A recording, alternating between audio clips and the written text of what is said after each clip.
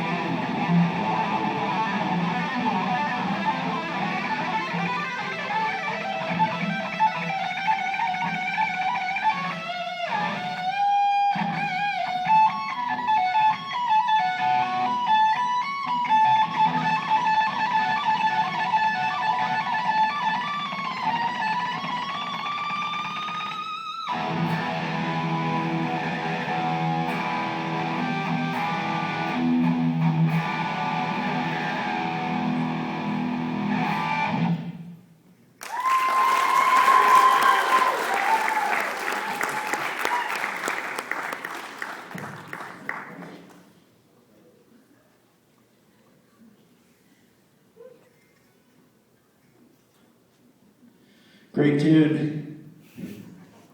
Great tune. Sounds awesome. I mean, the most notable thing, man, right off the bat was excellent use of the stage. Yeah. It seems like you might have done this before in public. Right. It just and this one's an easy one. Like for all of us guitar players, just to think about, like especially on a stage like this, you have so much room.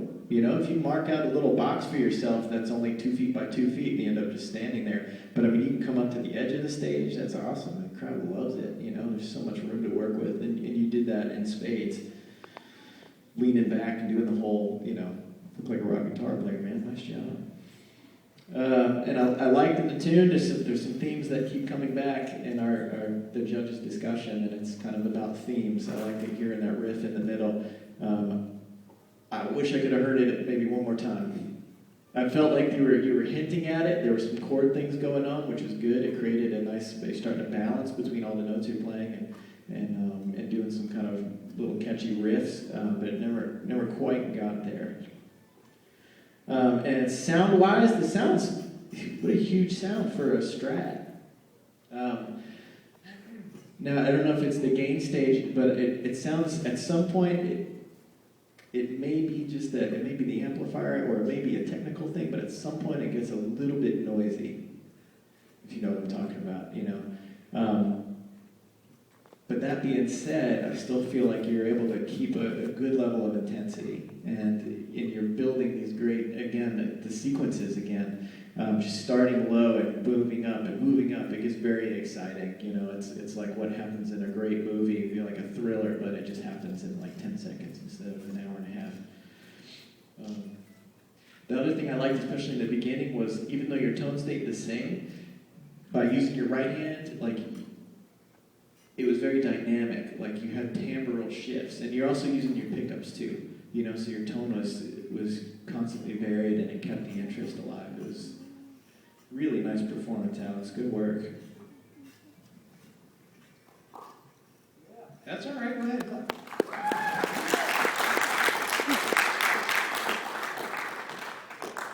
Wow. And you know, again, the stage presence was great. Came right out to the front.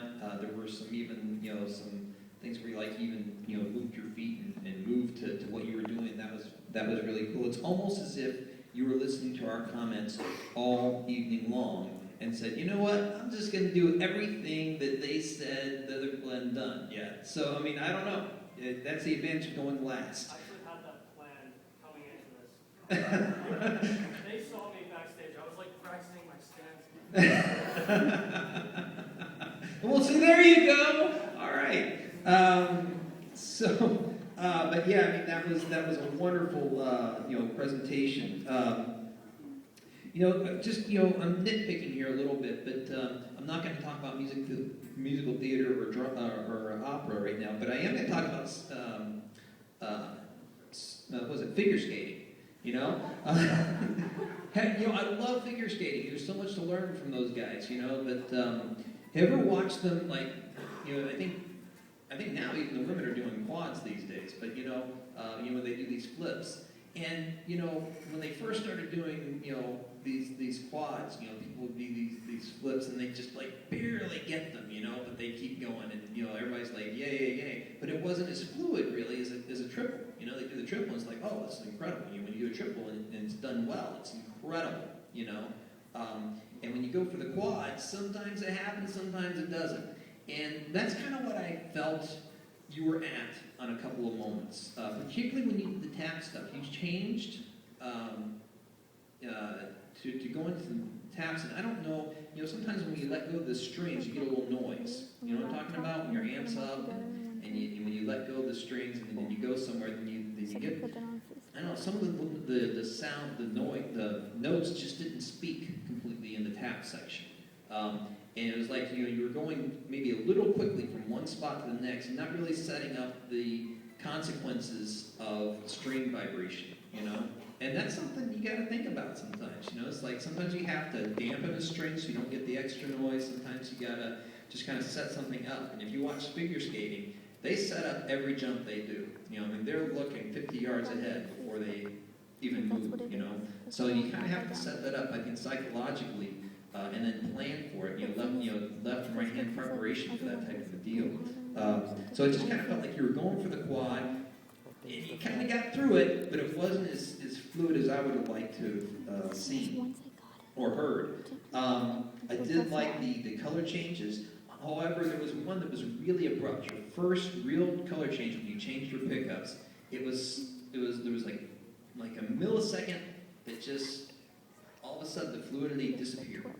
And then it was right back on again. But it was, you know, I think when you're changing your setup, your pickups, and then there was another change that you did that was absolutely fluid. But there was one that just, you know, it just kind of popped up in my head, going, oh, that was a little abrupt. But I mean, there were some incredible sequences, melodic sequences, and just some really nice stuff. So great playing, and thank you for playing.